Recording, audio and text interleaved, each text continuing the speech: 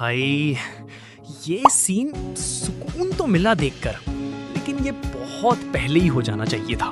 तो the boys season 5 episode 8 यहाँ पर खत्म हो गया। होमलैंडर पावरलेस हो गया और बुचर ने उसको पेल भी दिया। तो आज हम इसी बारे में बात करेंगे कि अब आगे द बॉयज का फ्यूचर क्या है और बाकी सारे कैरेक्टर्स का भी। तो शुरुआत करते हैं ह्यूई और स्टारलाइट से। तो दोनों मिलकर खुद की एक रेडियो शॉप चला रहे हैं, जबकि ह्यूई को खुद प्रेसिडेंट ऑफर देता है ब्यूरो ऑफ सूप अफेयर्स का हेड बनने का।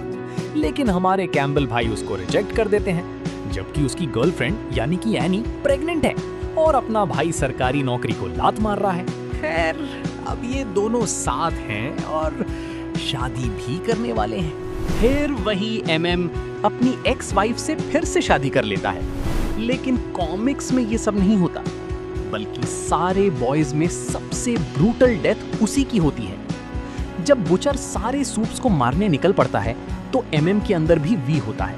हाँ, कॉमिक्स में बॉयज ने भी वी लिया होता है। तो बुचर उसको मारने के लिए एमएम के मुंह में ग्रेनेड डालकर उसका मुंह बंद कर देता है और ग्रेनेड के साथ एमएम के मुंह के भी चिथड़े उड़ जाते हैं। लेकिन यहाँ उसे एक हैप्पी मैरिड लाइफ दे दी गई और लगता है अब एमएम इन सब से दूर ही रहेगा।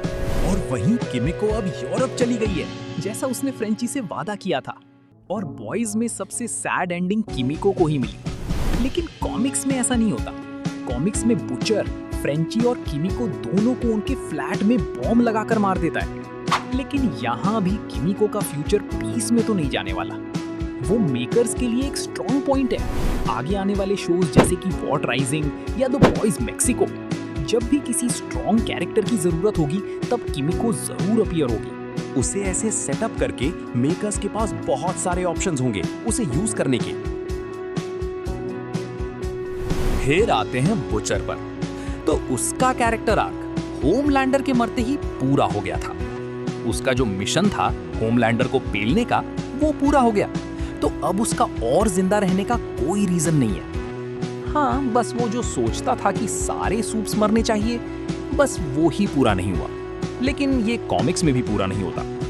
तो हाँ, उसका यहाँ मर जाना ही सेंस बनाता है। फिर होमलैंडर का लौंडा रायन, जो अब फॉर सम रीजन एमएम के साथ रह रहा है। मतलब पूरी सीरीज में मुश्किल से 5 मिनट की बातचीत हुई होगी दोनों की, और लौंडा उसके साथ हो लिया। रायन का रीजन जो कुछ भी हो, लेकिन वो अब एक नॉर्मल ह्यूमन है और अब एक नॉर्मल बच्चे की तरह स्कूल कॉलेज जा सकता है, एक नॉर्मल लाइफ जी सकता है।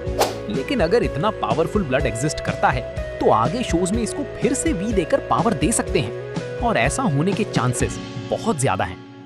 और शायद रायन हमें द बॉयज मैक्सिको में भी दिखे। एक सवाल और आता है, वॉट का क्या? तो देखो, वॉट अब फिर से एडगर के अंडर में है और हम सबको पता है कि ये बंदा कितना बड़ा हरामी है। तो एडगर फिर से द 7 या फिर कोई और टीम बनाएगा, क्योंकि corporations must still grow.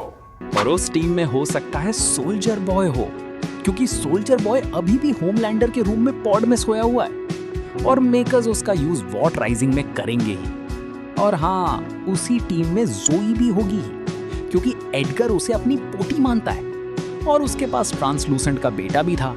लेकिन तो और रही बात जेन वी की, तो वो लोग ऊबर ड्राइवर्स हैं। अगर वीडियो पसंद आई तो लाइक करो। अगली वीडियो द बॉयज का एंड कैसा होना चाहिए था उस पर आ रही है, तो चैनल को सब्सक्राइब कर लो। तब तक के लिए स्टे क्यूरियस, साइनिंग ऑफ।